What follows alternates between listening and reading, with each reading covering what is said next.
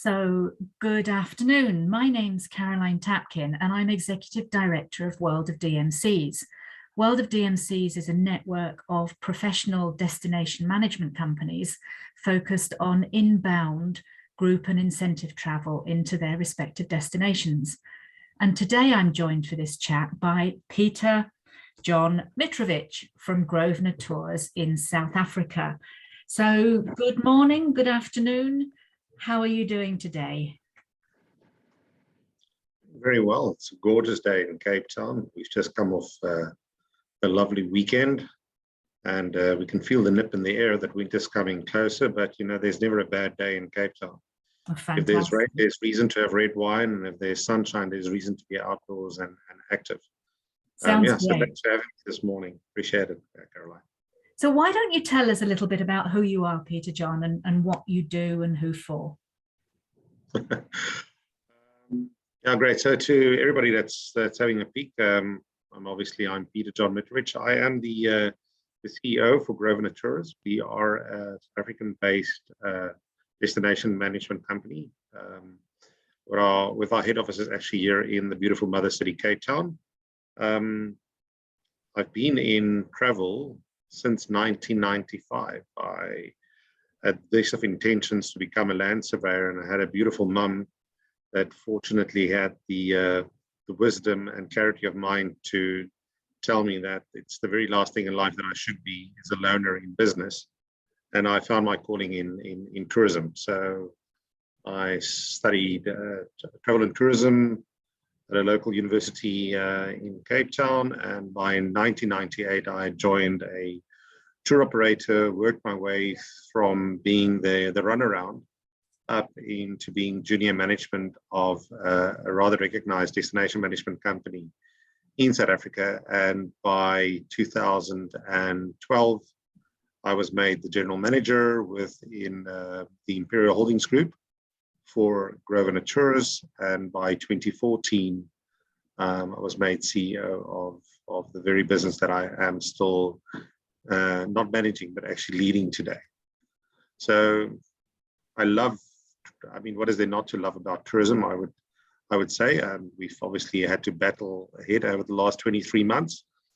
But I think, Caroline, as you and I have actually had separate discussions on, the wonderful thing about, if I can use such a word and say the wonderful thing about what COVID's brought about is that it's made us realize why we actually do what we do through incentive travel and through leisure travel and through evoking people to want to travel to destinations which we all love in our individual way. And for us, obviously, it is South, Southern, and East Africa. And what can you not love about South Africa? Once you get to explore it, it really kind of stands out why it is such a magnificent destination. That's a fantastic introduction. I mean, who do you work with? What sort of clients, and where do they come from? Okay, so the business is segmented into three key areas. We've got a dedicated inbound incentives division with a customer following that mainly comes from the United States, Canada, Australia, with a bit of business from the United Kingdom into South Africa, and a little bit out of Latin America, particularly Brazil. And then we have inbound experiential, or the word everybody loves to use is luxury, but I think luxury exists within the experience.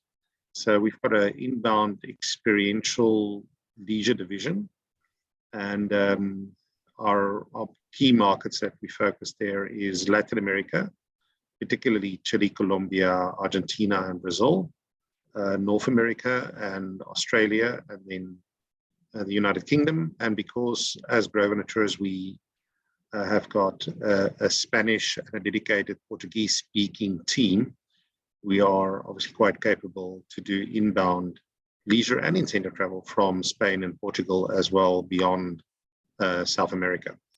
So, and then the last part of our business that really kind of feeds into the other two is a dedicated inbound conference division. And there our core market is association business, mainly sourced out of the United States and a little bit out of Europe. No country is specific for Europe. It depends on when and where the inquiries are received through our local National Convention Bureau here in South Africa.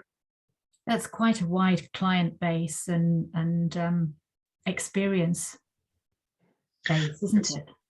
It is. I think the one thing that one would learn very quickly about travel is that you can't have all your eggs in one basket, and you shouldn't have your skill set limited to one particular area. So I think horizontal diversification of business is key, hence our conference, leisure and incentives division. And then I also think from there on, the broader spectrum of looking at different markets is important. Once again, as we all know, when there is turmoil in Europe, there is possibility of form of stability in South America or North America or Australia. So either be currency volatile or be it the status quo because of political or economical status quo or some other form of, shall we call it, force majeure, that's forcing certain destinations to look away from another. By diversifying our offerings, we are obviously able to, at all times, get some business to come into South Africa, bearing in mind that we are a long-haul destination, so we need to be fairly top of our game at all times to really make the destination shine, amongst which we are very realistic about some strong destinations that the greater world do offer. With that wide client base, do you find that they are all looking for similar experiences, or does it vary depending on the country they come from, what appeals most to people? You know, it does vary from destination to destination. We obviously, and depending if we, of course, for World of DMCs particularly, interest is incentive travel. So obviously from our UK customers, it's generally one destination. It's much shorter, it's 4 to 5 nights maximum amount of time spent in either Cape Town or up at a safari lodge or at a choice destination, such as, for example, Zimbabwe or Zambia. And then when it comes to our USA inbound incentive travel, it's generally 1 or 2 or possibly even 3 destinations, you know, where they're quite happy to transition from the US into a city like Cape Town, and then from here onto a lodge within the Kruger National Park. And then pre-COVID, obviously, it was quite easy to transition into one of the neighboring countries for top producers.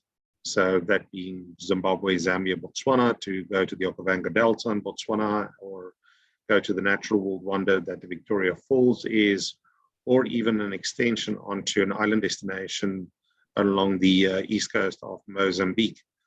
But in a kind of a coming out of COVID world, we are still finding 2 destinations, but in one country. So we've seen a lot of our American clientele doing a start in Cape Town and then an extension onto a safari lodge in South Africa, and then from there on with themselves for well. They obviously the good news that is coming along with South Africa specifically as a destination now, and as I think the rest of the world is opening up to that change of mind as well, is the fact that we are allowing fully vaccinated visitors free access into the country. There's no more need for a PCR test to come into South Africa. Obviously, if you're not vaccinated, then that does come with the journey to arrive with a 72-hour or less PCR test.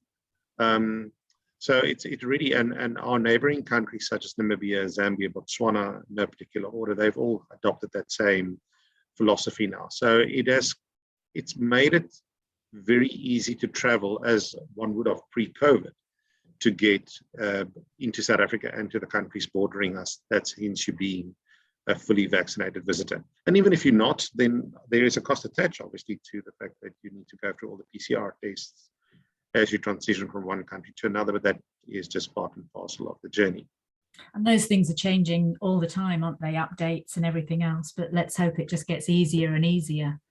Yeah, look, I think it's not a South African situation alone. I do think South Africa, in in my mind, has handled it particularly well. I think our president had an incredible vested interest to navigate 60 million people with very different demographic needs through a very difficult period, historical period that's been a game shifter and a game changer worldwide. Done a good job. And I think the Tourism Business Council of South Africa has also done a great job in putting some very early, very clear protocols in place for visitors and for South Africans on how to behave within public areas and public spaces, outdoor, indoor, be it event spaces, churches, shopping centers, restaurants. And that's been adapting as we've been continuing moving and transitioning into this, shall we call it, a post-COVID travelers world. So there's a lot of excitement in the air, that's come along with all this harsh rules, and then now kind of becoming a bit more lean. But South Africa remains the country of open spaces. We're not in any way confronted with a sense of over tourism. Safari lodges here, as a good example, is maximum at very little, but maximum up to 40 rooms at a lodge, but most of them hovering between 12 to 20 bedrooms per safari lodge. So you one of possibly 40, 24 guests at a lodge. You one of 6 guests on an open safari vehicle. If you're in Cape Town, Cape Town as a city only at its best has 2 million people in the greater Cape Town municipal area. So once you start traversing the city and all the tourist areas and stuff that are around and live as a Cape Townian, you really get a sense of freedom. And, we really are an outdoor destination. For a visitor coming here, it's 15 to 20 minutes into Cape Town city. And once you're here, it's the city itself has got a mammoth amount of little street side cafes and restaurants that you can go and visit. If you're an adventurous kind of person, Table Mountain is obviously our backdrop. Not far from Table Mountain, linking to it is Lion's Head with its beautiful 360-degree panorama of the Cape Peninsula and the Atlantic Ocean, and Robben Island, which makes another phenomenal site to go and visit. It's being a heritage site and very cast into the history of South Africa's past with apartheid and Nelson Mandela, and just kind of being a place of reflection. And we're a great food capital too.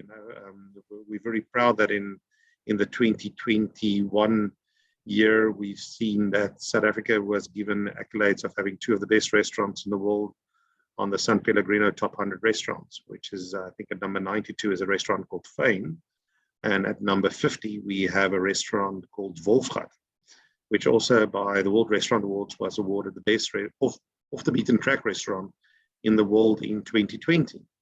So there's amazing, and then our winelands areas here is 40 to 45 minutes away from Cape Town City. Once again, there's so many to choose from. So you really don't need to be stuck in the hustle and bustle of, one would like to think, being a tourist kind of trapped environment. If you as a destination, you have everything. No, without a shadow of a doubt. I mean, we do have everything, and then we have ourselves as well. Because I think South Africans, in general, once you get here, I think we're very kind and giving people. Generous hospitality, good service, with a smile. I think we've all learned a little bit from coming out of COVID that there is this a little bit of a lapse in being fit for service. But I think if you are willing to travel with a bit of a forgiving attitude and realizing that, as you transition back into wanting to travel the world, that a lot of what makes the travel industry had been left a little bit by the wayside, and so we need to get fit to travel again, and we need to get fit to serve again. I'm not saying that I think we're bad at what we do, but I can see a little rusty. Yeah, it's a little bit rusty. Not so much South Africa alone, but I mean, we are speaking to our partners worldwide, and we're hearing this as a general phenomenon that's currently showing a little bit all around. But you know what? You travel to explore, and you don't travel to judge. If you are traveling to judge, then don't travel. Because what's your intent? Life is too short. You must go out there and make the best of it. Well, it certainly sounds like South Africa has a lot to explore. Tell me, with groups and incentives incoming, if they want to do a safari, if the lodges are all that small, how do you cope with that? How do you manage a larger group? It's actually quite easy. We obviously have got different partners that own several lodges within a certain area. So we would comfortably be able to accommodate a group of about 200 guests, and we would split them over about 8 to 9 different lodges. But those lodges are all within 25 minutes to 30 minutes, the one from the other. Bearing in mind, it's not because of the distance that you need to travel, it's because you are in a game reserve area. So speed is the limitation. And obviously, if you run into some animals along the way, the idea is not to drive past. The idea is to be courteous and stop, take the pictures, because those are the memories that we take home with ourselves. So, Caroline, the quick answer to that question is, depending on the size of the group, our internal knowledge and skill will guide our clients in the right direction of where to take that particular program. For which we would think nothing less than 2, and preferably about 3 nights safari stay. Mm. Mm. And which would be your favorite place? That's a kind of that's a very $1,000,000 question. If it comes to me in my person, I can't say I can say one particular thing is a favorite, because each of them are a favorite for a specific reason. I will say, however, one of the favorite things that I do love seeing is first-time safari travelers coming with an incentive group and having the joy of either being on a vehicle with them or sitting at a separate vehicle and looking at people and seeing how they interpret the first sighting of not necessarily what we would regard the big 5 being lion, leopard, and buffalo, and rhino, and elephants, but just general animals. You know, people get really excited about that kind of seeing an antelope or seeing a warthog roaming free. You know, it's gone beyond the Hollywood movie set to the real thing on the ground. And so to kind of say where's my favorite place, the brick and mortar to me doesn't matter as much, although it does matter to a particular client and their preference of what they're trying to impress with. But it's that safari experience. I would almost say it's one of my favorites. I will say a bucket list for me that I've really enjoyed. I think for many, certainly is in no particular order, is the gorillas up in Rwanda. The mountain gorillas, tracking that is quite a costly affair, but certainly something that I will tick off on my bucket list as something amazing. And beyond that, the beautiful generosity of the people of Rwanda. The Victoria Falls in May, June, when it's in full flood. The locals call it the Musiatonya, the smoke that thunders. And it truly is that. It's that mile-wide water frontage. And with the water spray early mornings before the sun really comes out and evaporates it, that water spray can go up to as much as 500 to 600 meters up into the air. It is quite a sight to see. The Okavango Delta, same period, May, June. Once again, also for incentive groups, very possible, just depending on the size of the group, around 30 to 40. And then safari in South Africa. I wouldn't say any specific safari area, but I think safari in South Africa. I'm a big fan of spending time behind my camera and actually just trying to find that perfect picture amongst 1,000 of a leopard or an elephant who's quite animated. I love Cape Town. Certainly, I'm a big foodie, but COVID's forced me to take a bit of time away just from food and actually start exploring the city beyond the food. And yeah, incredible mountain biking trails and stuff in and around Cape Town that really are amazing. And we've actually started tying that into incentive programs where we break away from that mold of trying to keep 40 or 80 or 100 or 200 or 400 people together clustered all the time.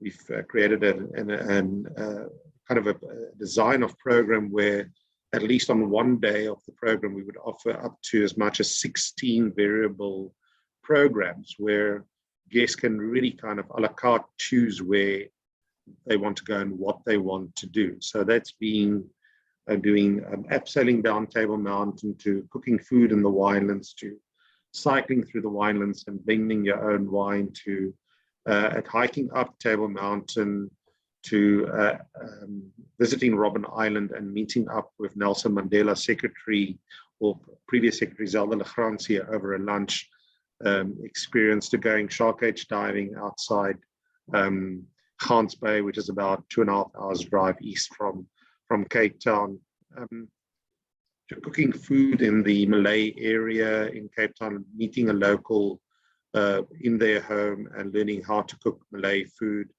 and sourcing the local spice from the local food markets. So there's really this diversified way of how one would look, and breaking it up into small groups of 15 and 20s, and suddenly you elevate the experience because it becomes more personal and immersed into what we are.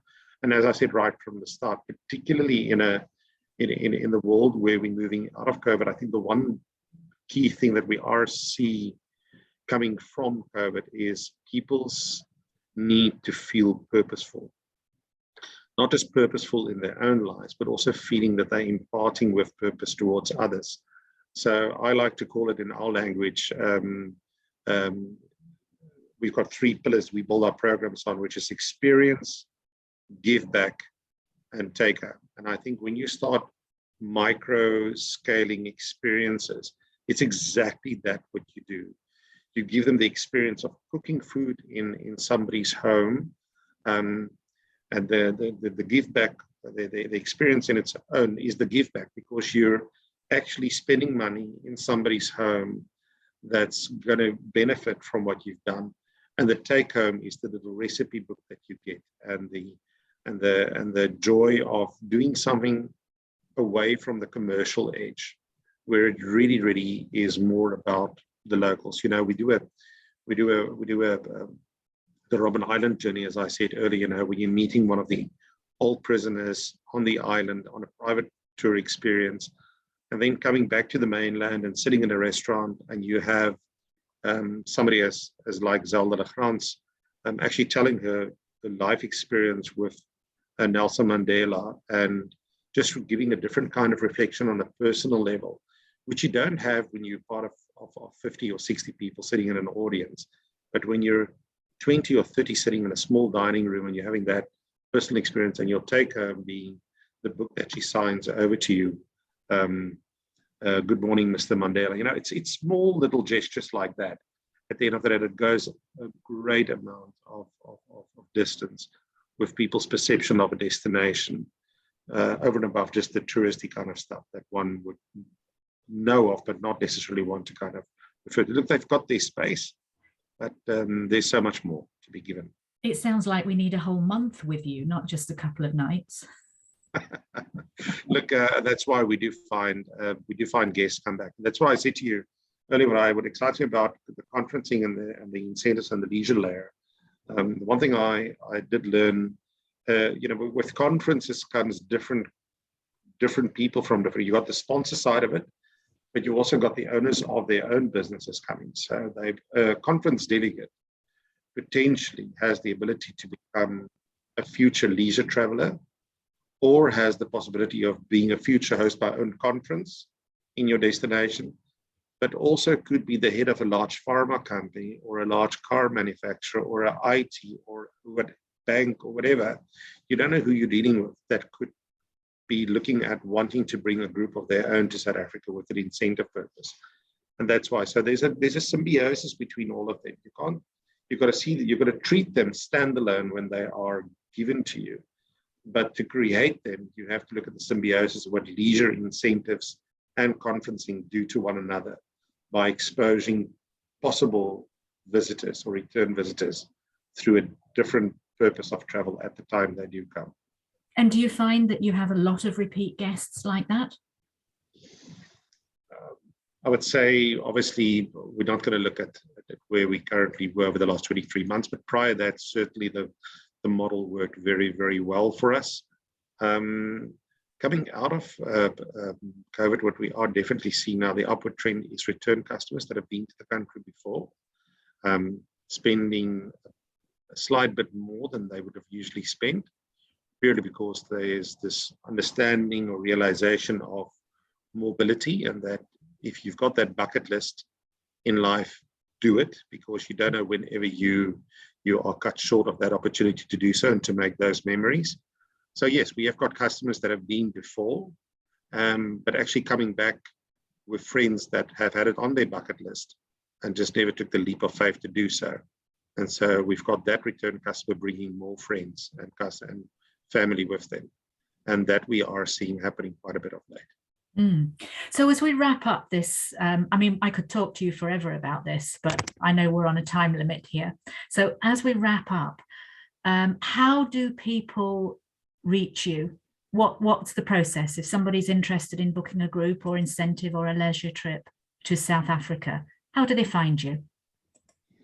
Well, we've obviously got a lovely website, www.grosvenortours.com, and there is an info tab on there that you can just go and click and email us, or you can email me directly, which is Peter-John Mitrovich, which is not Russian, by the way, at grosvenortours.com. So it's either that, or we are a partner within the world of DMCs. So there is yourself, Caroline, that we know is accessible to just email the world of DMCs, and you will find us in South Africa. We're not going anywhere anytime soon. We've been around since 1965 as a recognized brand, and we today make part of one of the most recognized travel conglomerates in the world. So we aren't going away anytime soon. I do want to wrap up if I can just share this. You know, when we went pre-COVID, and everybody thought in South Africa, at least, when we had our first case of COVID in February of 2020. We didn't think of much. Our president said we're closing down for 21 days. 3 weeks later, we'll be up and running again. Not that we know that 23 months later, and here we are actually open and we are operating. And as every country, as I said to somebody this morning, South Africa is ready to have travelers back, and so is Italy, and so is Japan, and so is Australia, and.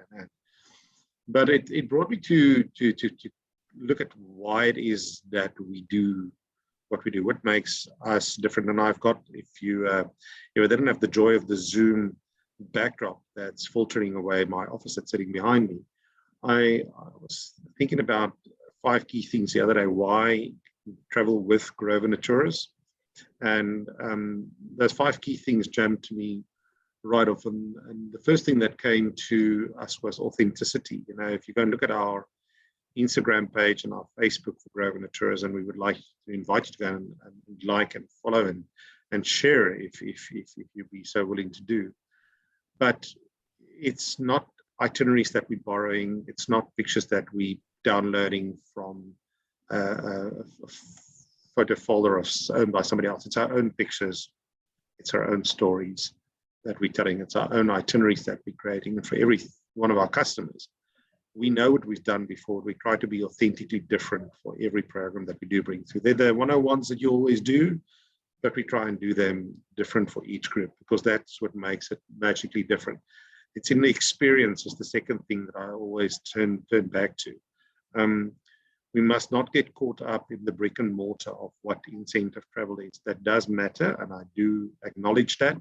And we're very capable of giving you the best of hotels in and around Cape Town, South Africa, and game lodges that will blow your socks off. But it comes down to the experience and really making people feel individually special, although they do make part of a larger group. We are destination specialists. We don't sell what we don't know. I'm a born South African. I've got a greater team of 45 people, but the core is 12 highly skilled, well-educated incentive team that curate every experience on destination to places that they know, things that they've done. We're not selling something that we've read from a textbook. We're selling a destination which we know to heart. And I think that's a key ingredient in the world that we're traveling. If you want to travel with purpose, then travel with somebody that really understands the destination beyond what the textbooks tells you. Because if people think South Africa, or they think Cape Town, they think in Table Mountain and Robben Island, and they'll think about the political system in the country of the past, and they'll think about the animals and the safari lodges. But there is beyond the textbook experiences that we can truly show you. One thing I always never thought of hard about, but I realize now more than ever, our ownership plays an important role. You know, we're owned by the Travel Corporation internationally. Our local corporate holding sub-affiliate is called Cullinan Holdings, of which Grosvenor Tours makes part. And we've been very fortunate that we, as a business, have carried all our staff through COVID. We've had nobody go. We've not had any of our suppliers wait on monies from us, and we have not had one of our customers that expected a refund to not get a refund back from us. Timeously, we didn't make them wait and hang around for months. At the beginning, we offered customers the opportunity to either postpone or refund. Those that postponed, we kept their money in an escrow account. Those that chose to have a refund, we refunded them in full. But I think ownership makes a big part of that, you know, and to know that your money is safe whoever you're going to transfer money to know that they can actually hold on to my money. They don't need it to operate their business. And I think that makes Grosvenor Tours a very solid entity to invest in. And certainly our company lives by that ethos. It's about service and about taking care, and caring is a matter. And then I think the one little thing we touched on earlier, and that's travel matters with purpose going forward. You know, and we are in a world that we've stood still, and we realize that as much as wildlife matters to us in South Africa and in Africa and other parts of the world, but so do people, and so do the planet. So traveling with purpose matters to us. We've got a foundation that we established about 5 years ago called Treat Right. And if anybody has the time to go and have a look at treatright.org, I invite you to go and have a look at, there's some really amazing work being done, not just through our offices here in South Africa, but expanded across the world. And that brings me to the last three things that I think will make travel different as we move into a new journey post-COVID. And those are three things I wrote down to myself that I think do matter beyond the unique selling points, as one would call it in marketing. But the three things that I think that matter most to me is, number one is understanding that we were not in COVID alone. There were a lot of people that across the world in different countries, different needs and wants. So to understand that we have to be empathetic. Empathy is a very key ingredient to also show that you are sincere when you're being empathetic. And I think the key part that completes this little triangle to me is that we need to realize that if we're empathetic and we're sincere as we move into this new post-COVID world, we will build strong relationships, not just with suppliers, but also amongst us as trade peers, and obviously with customers. And those are key ingredients. Relationship supersedes everything before you can actually do healthy and proper business, because that at the end of the day shows our human side. And that is what we are. We're human beings, and our purpose is to be human and be kind. As old Ellen DeGeneres, who I don't watch every day, but I do love what she says, is be kind to one another. And as I said, we're coming through troublesome times. We're working our way to a brighter future, but let's be kind to one another as we make our way back to a new post-COVID world. And I think we'll all be much better off with that attitude.